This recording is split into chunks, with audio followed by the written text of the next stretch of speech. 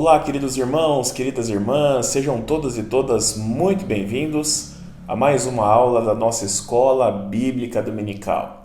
É muito bom nós estarmos juntos em mais esta manhã de domingo para estudarmos a Palavra do Senhor.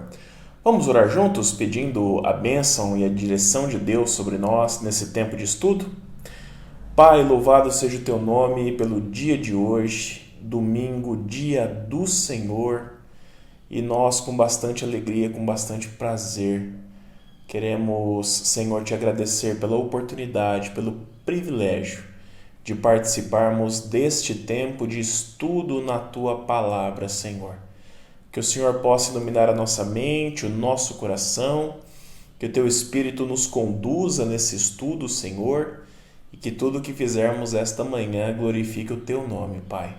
Que a Tua Palavra possa ser para nós luz a iluminar o nosso caminho, que a Tua Palavra possa ser para nós alimento espiritual para sustentar a nossa fé. Em nome de Jesus que nós oramos gratos por tudo que Tens feito por nós. Amém, Senhor. Amém, querido Deus.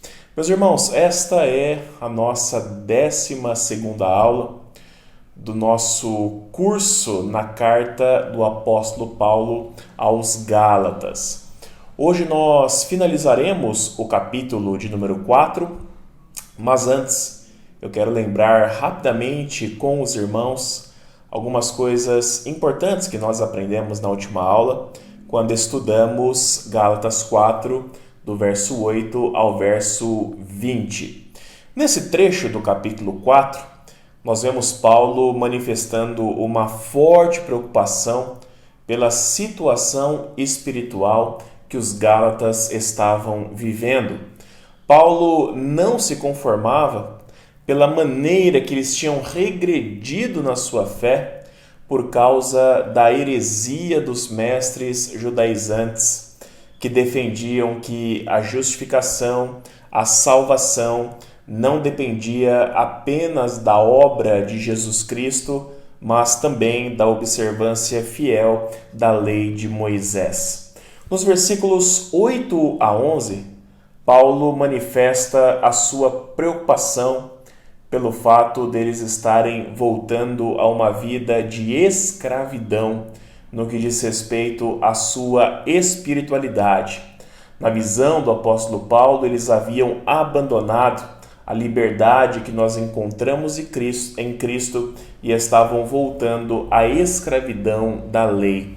Ao ver aquilo acontecer, o apóstolo Paulo, ele receava, ele tinha medo que todo o seu trabalho entre os Gálatas havia sido em vão.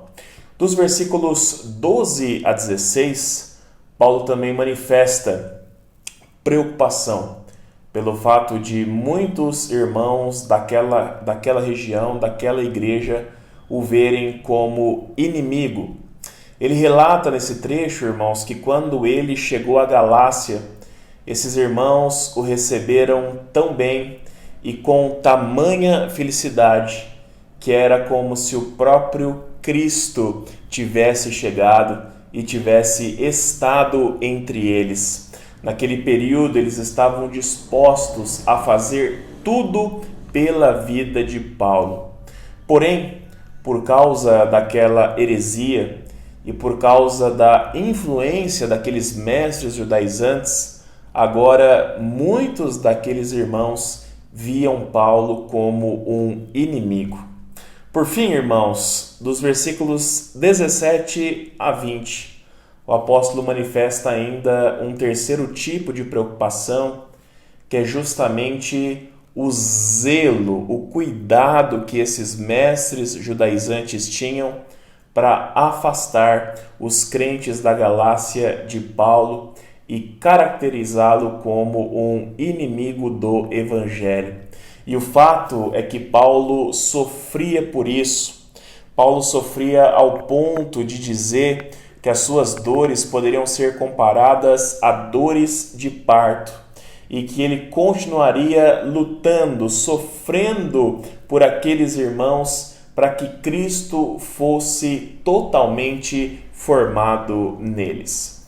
A partir disso, nós aplicamos 3 lições desse trecho à nossa vida.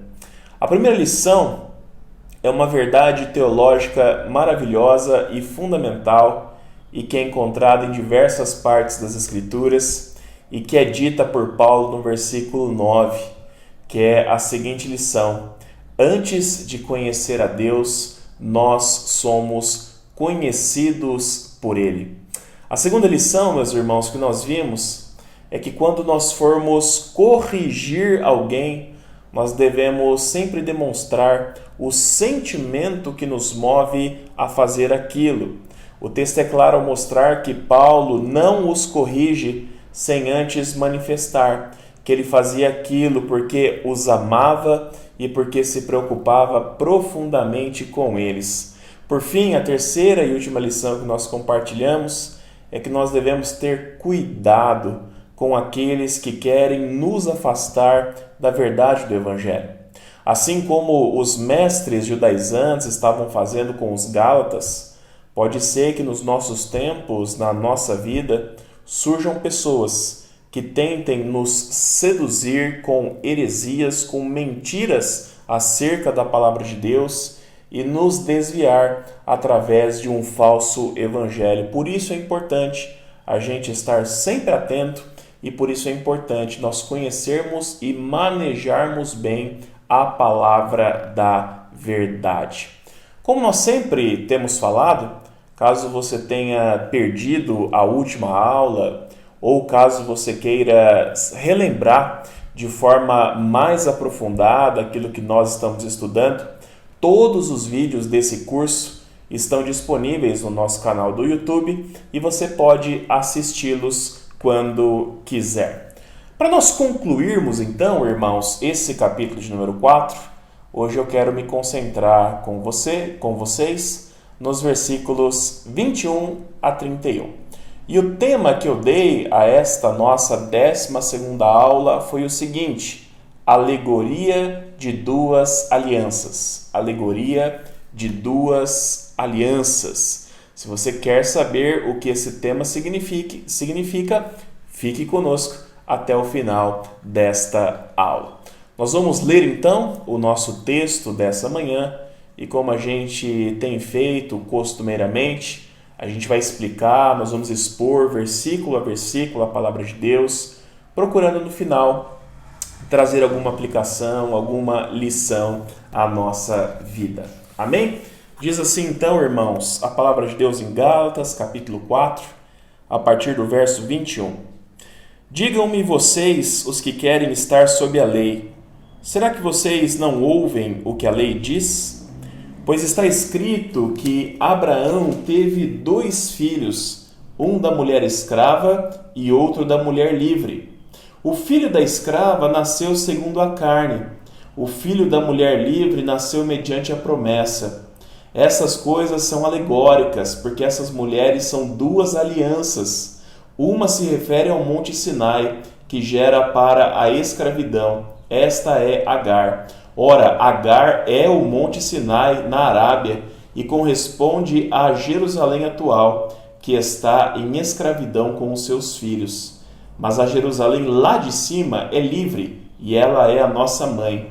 Porque está escrito: alegre-se, ó estéril, você que não dá à luz. Exulte e grite, você que não sente dores de parto, porque os filhos da mulher abandonada são mais numerosos do que os filhos da que tem marido. Mas vocês, irmãos, são filhos da promessa, como Isaque. Como, porém, no passado, aquele que nasceu segundo a carne perseguia o que nasceu segundo o Espírito, assim também acontece agora. Mas o que diz a Escritura? Ela diz: mande embora a escrava e seu filho, porque de modo nenhum o filho da escrava será herdeiro com o filho da mulher livre. Portanto, irmãos, somos filhos não da escrava, mas da livre. Palavras do Senhor. Começando então o nosso destaque inicial, a partir do versículo 21, nós lemos o seguinte: digam-me vocês, os que querem estar sob a lei, será que vocês não ouvem o que a lei diz?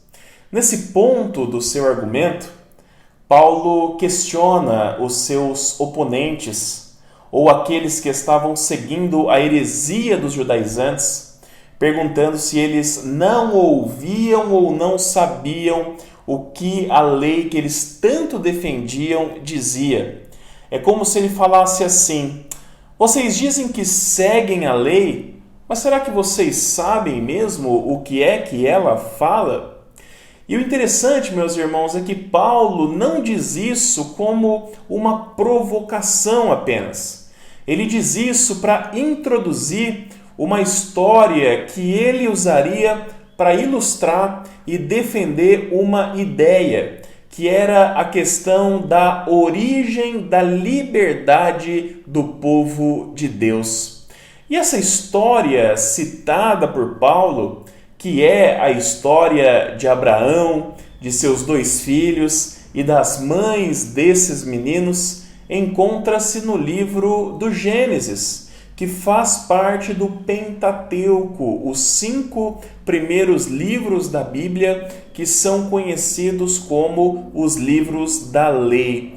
Portanto, quando ele questiona no versículo 21, dizendo: será que vocês não ouvem o que a lei diz? É como se eles perguntassem assim: vocês não conhecem esta história do livro do Gênesis? E ele começa então a relembrá-los dessa história a partir do versículo 22, que diz assim: pois está escrito que Abraão teve 2 filhos, um da mulher escrava e outro da mulher livre. Abraão, meus irmãos, ele recebeu de Deus a promessa de que ele seria o pai de uma grande nação. A promessa de que os seus herdeiros seriam tão numerosos quanto as estrelas do céu. Não se poderiam contar o número deles. Contudo, como nós sabemos bem, após receber essa promessa do Senhor, anos se passaram, Abraão e Sara se tornaram cada vez mais idosos, mais velhos, e aquilo que Deus havia prometido não se cumpria. Sara não engravidava, não dava um herdeiro ao seu marido. E como a intervenção divina, a intervenção milagrosa do Senhor estava demorando a acontecer, Abraão e Sara decidiram então ter um filho por meios humanos, por meios carnais, naturais. Dentro dos costumes do Antigo Oriente, quando a esposa era infértil, uma escrava ou uma criada era usada então como mãe substituta. Ela mantinha relações sexuais e ela gerava o filho do seu senhor e da sua senhora. E foi justamente isso que Abraão e Sara decidiram fazer diante daquela situação. Diante disto, uma escrava egípcia chamada Agar engravidou de Abraão e deu à luz a um filho chamado Ismael. Contudo, irmãos, Deus, após esse fato, deixa muito claro para Abraão de que aquele não era o filho da promessa do Senhor. Aquele que seria enviado por Deus de uma maneira sobrenatural, de uma maneira milagrosa, diante da idade avançada do casal e diante da infertilidade de Sara. Aquele que herdaria a aliança que o Senhor havia firmado com Abraão. E é justamente a partir desta história, desse enredo, que nós entendemos então o que Paulo fala no verso 23, quando ele diz assim: o filho da escrava nasceu segundo a carne, o filho da mulher livre nasceu mediante a promessa. Isso quer dizer que Ismael, o filho da escrava Agar, nasceu segundo a carne, enquanto Isaque, o filho de Sara, nasceu mediante a promessa de Deus. O que Paulo quer nos comunicar aqui, irmãos, quando ele usa a expressão nasceu segundo a carne, é que o filho de Agar nasceu por meios naturais. Houve uma relação sexual, ela engravidou e ela concebeu a criança. E quando Paulo diz que o filho de Sara nasceu mediante a promessa de Deus, aí, por outro lado, Paulo quer dizer que este menino nasceu por meios sobrenaturais, nasceu pelo poder de Deus e nasceu como cumprimento da promessa do Senhor. Verso 24 nos fala o seguinte: estas coisas são alegóricas, porque essas mulheres são duas alianças. Uma se refere ao Monte Sinai, que gera para a escravidão. Esta é Agar. A partir desse verso 24, Paulo afirma, meus irmãos, que estas coisas que ele está falando são alegóricas.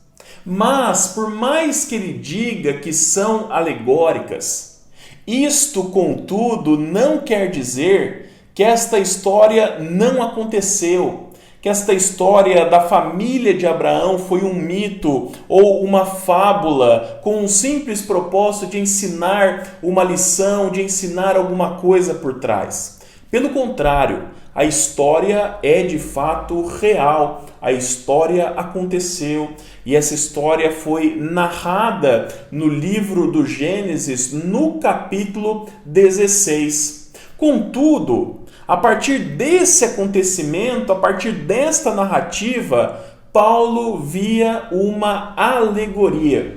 O que isso quer dizer? Paulo via nesta história um significado e um sentido por trás, um significado que ia além da literalidade daquilo que aconteceu.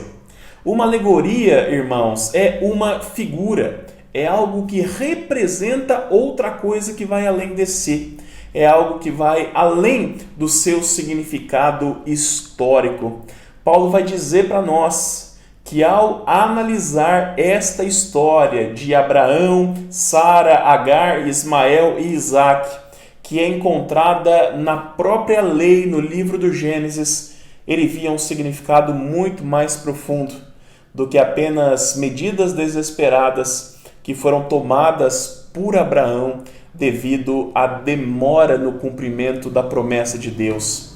Paulo vai dizer que aquelas duas mulheres, no sentido mais profundo, representavam duas alianças e duas alianças diferentes. No final do verso 24, ele vai dizer que Agar refere-se à aliança do Monte Sinai, que gera um menino para a escravidão.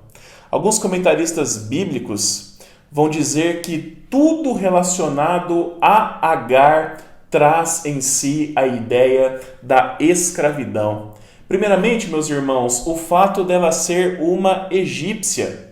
A mera lembrança do Egito fazia os israelitas se lembrarem de que um dia eles foram cativos, de que um dia eles foram escravos naquela terra. Além disso, ela era uma escrava da família de Abraão, e o filho que ela gera também já nasce nesta mesma condição de escravo. Então, tudo relacionado a Agar apontava para a escravidão. Na continuidade da explicação dessa alegoria, Paulo nos diz assim nos versículos 25 e 26. Ora, Agar é o Monte Sinai na Arábia e corresponde a Jerusalém atual, que está em escravidão com seus filhos. Mas a Jerusalém lá de cima é livre e ela é a nossa mãe. Meus irmãos, vejam que interessante. Quando Paulo afirma que Agar é o Monte Sinai, ele faz referência de que foi no Monte Sinai que a lei do Senhor foi dada ao povo de Israel. Parece a princípio complicado de entender o que Paulo fala, mas não é tanto assim.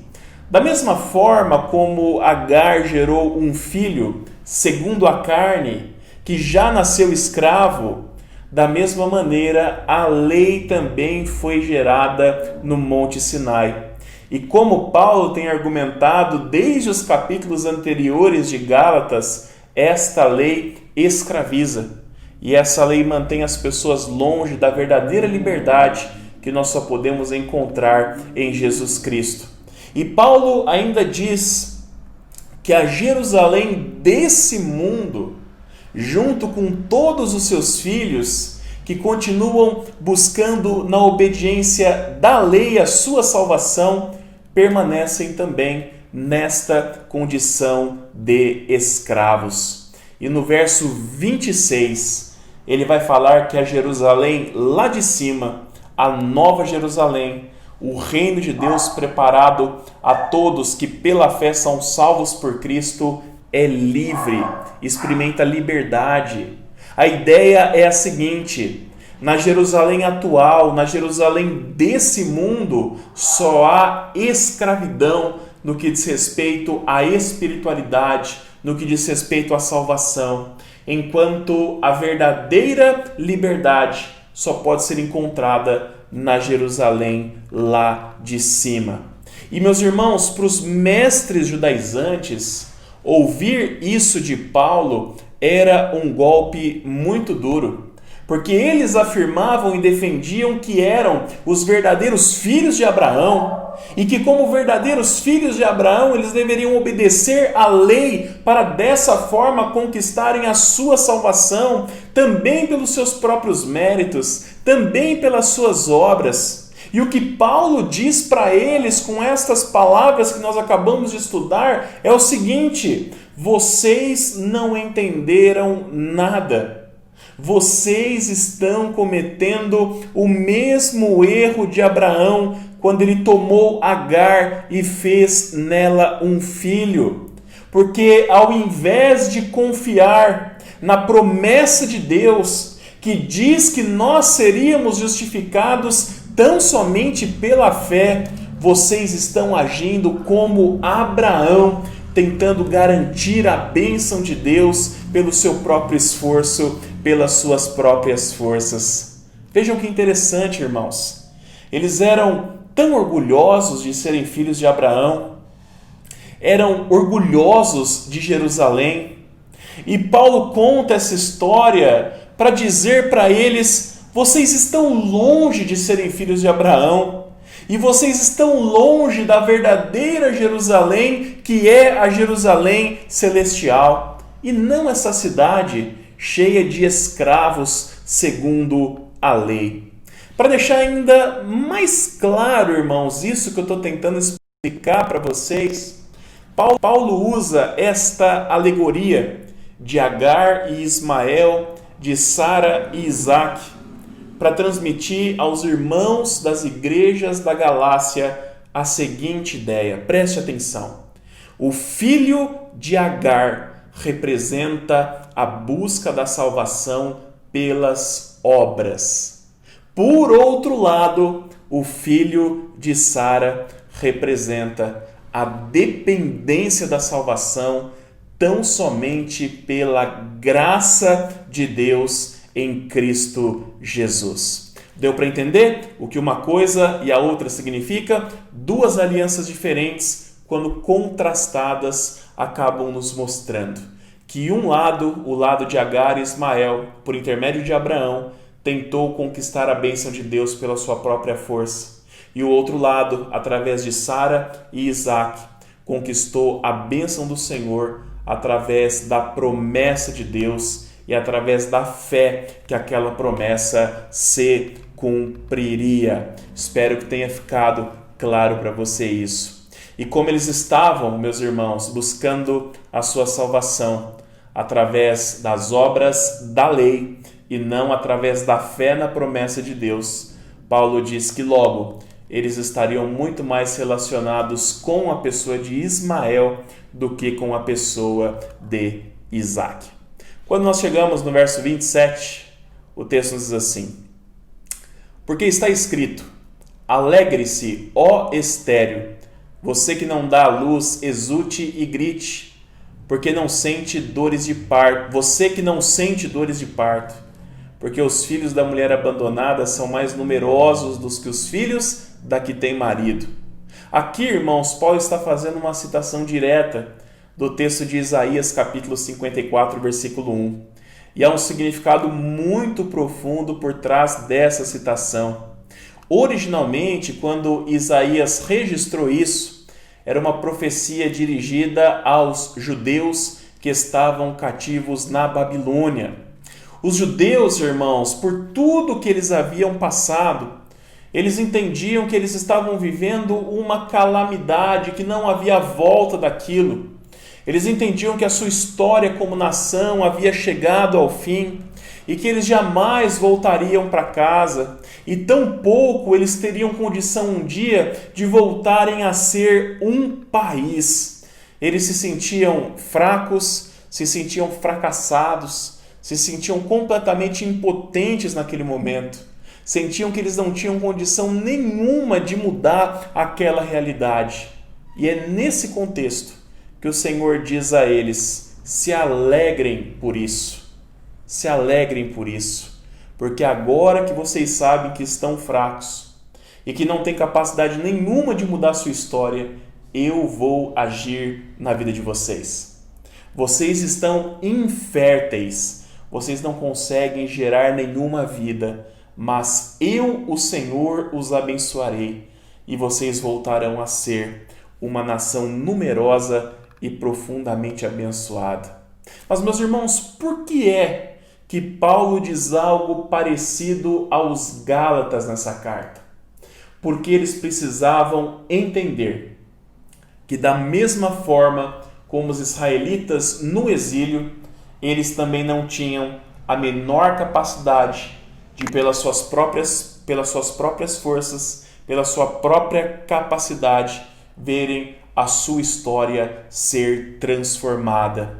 Mas, por outro lado, que o Senhor, e tão somente o Senhor, através da sua própria força e do seu poder, agiria para transformar aquela realidade e salvar o seu povo.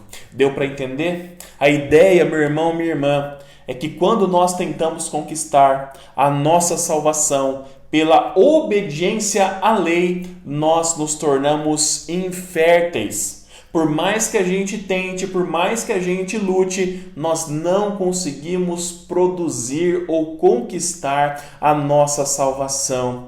Mas quando nós entendemos esta realidade e vivemos pela fé no Filho de Deus, e nos rendemos ao poder do Senhor, aí Ele faz em nós, pela graça, aquilo que nós jamais seríamos capazes de fazer. O verso 28 fala o seguinte: mas vocês, irmãos, são filhos da promessa como Isaque. Aqui Paulo volta a se dirigir aos Gálatas, especialmente àqueles que permaneceram fiéis ao Evangelho. Lembrando de que, ao crerem em Jesus pela fé, eles se tornaram filhos da promessa da mesma forma como Isaque. Eles não eram filhos gerados segundo a carne, segundo a obediência e observância da lei. Eles eram filhos gerados segundo a fé nas promessas de Deus. A mesma fé que justificou Abraão, Isaque, e a mesma fé que nos justifica hoje. Verso 29. Como, porém, no passado aquele que nasceu segundo a carne perseguia o que nasceu segundo o Espírito, assim também acontece agora. O que Paulo faz aqui é dizer àqueles Gálatas que permaneciam fiéis ao Evangelho e eram perseguidos pelos mestres judaizantes por causa disso, que aquilo não era um fato novo. Aquilo já havia acontecido em determinado momento da história. O Antigo Testamento nos mostra que os descendentes de Ismael se tornaram inimigos e perseguidores dos descendentes de Isaque. Da mesma forma, meus irmãos, como os gerados segundo a carne perseguiram os gerados segundo a promessa lá no início da história de Israel, o mesmo acontecia naquele contexto de Paulo, no início da história da Igreja de Cristo. Versículos 30 e 31, para a gente terminar esse capítulo 4, diz assim: Mas o que diz a Escritura? Ela diz: mande embora a escrava e seu filho, porque de modo nenhum o filho da escrava será herdeiro com o filho da mulher livre. Portanto, irmãos, somos filhos não da escrava, mas da livre. A orientação final de Paulo aqui, ela é bastante direta, ela é bastante objetiva. Assim como Deus ordenou que Agar e Ismael fossem mandados embora e não vivessem no meio do seu povo, porque ele não seria o herdeiro da promessa do Senhor, os gálatas deveriam ter a mesma postura com os judaizantes, que poderiam ser comparados como se fossem ismaelitas espiritualmente falando. Paulo diz que eles não deveriam tolerar a heresia desses irmãos e que aqueles que insistissem em defendê-la e viver segundo ela deveriam ser afastados, deveriam ser excluídos da igreja. Amém? Espero que você tenha conseguido entender a exposição desse texto. Não é um texto muito fácil, por isso eu quero lembrá-los que se ficou alguma dúvida, se tem algo que precisa ser esclarecido, você poderá me mandar uma mensagem no número que vai aparecer na tela no final da nossa aula, e na nossa próxima aula domingo que vem eu terei o maior prazer em responder a sua dúvida ou o seu comentário. Para a gente terminar, irmãos, quais são as lições ou a lição que a gente pode tirar desse trecho, Gálatas 4, 21 a 31? Eu quero compartilhar essa manhã uma única lição com você, mas uma lição fundamental para a nossa vida. E é esta: confie nas promessas de Deus e espere, aguarde. Obviamente, a lição com relação à base da nossa salvação também é aplicável à nossa vida.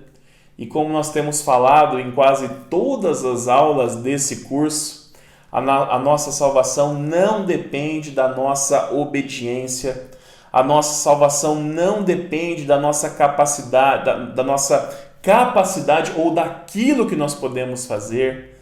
A nossa salvação depende tão somente daquilo que Deus fez por nós e daquilo que nós recebemos única e exclusivamente através da nossa fé. Essa lição, mais uma vez, ela é muito clara no nosso texto. Mas, ao nos lembrar essa manhã da história de Abraão e do significado que Paulo dá a essa história, esse texto também nos ensina, meus irmãos, sobre a importância de aguardarmos com fé e paciência o cumprimento das promessas de Deus na nossa vida. Deus tem inúmeras promessas de bênçãos reservadas ao seu povo. Promessas que certamente se cumprirão sobre nós. Muitas já se cumpriram, muitas estão se cumprindo e outras ainda se cumprirão. A grande questão é que nós, assim como Abraão, muitas vezes não sabemos esperar o kairós de Deus. Muitas vezes não sabemos esperar o tempo determinado pelo Senhor.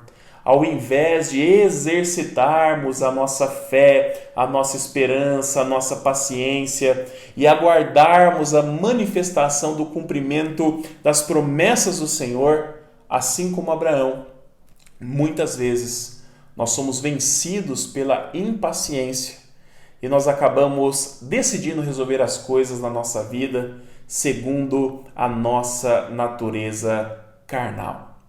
Ao invés de aguardarmos a manifestação do nosso Salvador na nossa vida, nós buscamos fazer o papel do nosso próprio Salvador, do nosso próprio Redentor. E quando isso acontece, meu irmão, minha irmã, o resultado sempre é ruim para a nossa vida. Sempre gera destruição em alguma área. Sempre gera desintegração em muitas áreas importantes da nossa vida também. Como, por exemplo, a nossa área espiritual, a nossa área psicológica e também a nossa área relacional. O fato é que a história de Abraão nos mostra que nós não devemos confiar na nossa própria capacidade. A nossa confiança deve ser colocada, deve ser posta sempre na graça de Deus. Portanto, irmãos, na sua vida, exerça a paciência e sempre permaneça fiel àquilo que Deus quer de você em todos os momentos, até que a ação do Senhor sobre o problema que você está enfrentando se manifeste. Deus tem para a nossa vida promessas de restauração, promessas de paz, de salvação, de consolo, de vida e vida plena, vida abundante. E especialmente nos momentos difíceis, nós precisamos aguardar o cumprimento destas promessas. Promessas que nos sustentarão e promessas que nos ajudarão a vencer toda e qualquer situação adversa que nós enfrentarmos. Portanto, não faça como Abraão nesse aspecto. Não tente resolver as coisas do seu próprio jeito, pela sua própria força. Espere sempre pela ação do Senhor e faça tudo conforme a vontade dele. Agir desta forma, esperando as promessas do Senhor se cumprirem, sendo íntegro, fiel e obediente na presença dele, pode salvar, por exemplo, um casamento em crise, pode restaurar os seus relacionamentos pessoais, pode preservar o seu emprego, pode preservar o seu testemunho de fé diante daqueles que não creem no Senhor, pode te livrar de más decisões com relação às suas finanças e uma série de outras coisas. Portanto, meu irmão, minha irmã, creia nas promessas de Deus e confie nelas, porque no tempo certo, no Kairos, que é o tempo perfeito de Deus, elas certamente se cumprirão na sua vida. Amém? Que Deus assim nos abençoe em nome de Jesus e eu espero por todos vocês no próximo domingo para que a gente possa junto dar início ao estudo do capítulo 5 da Carta de Gálatas. Como eu falei há pouco, se você tiver alguma dúvida, quiser fazer algum comentário, o nosso número de telefone está aparecendo na tela e eu ficarei muito feliz em receber a sua mensagem. Hoje, dia 15 de novembro, às 19 horas, nós teremos o nosso culto de celebração e eu quero convidar você e sua família desde já para que estejam conosco celebrando o nome de Cristo. Uma ótima semana a todos e até a próxima, se Deus assim o permitir. Amém.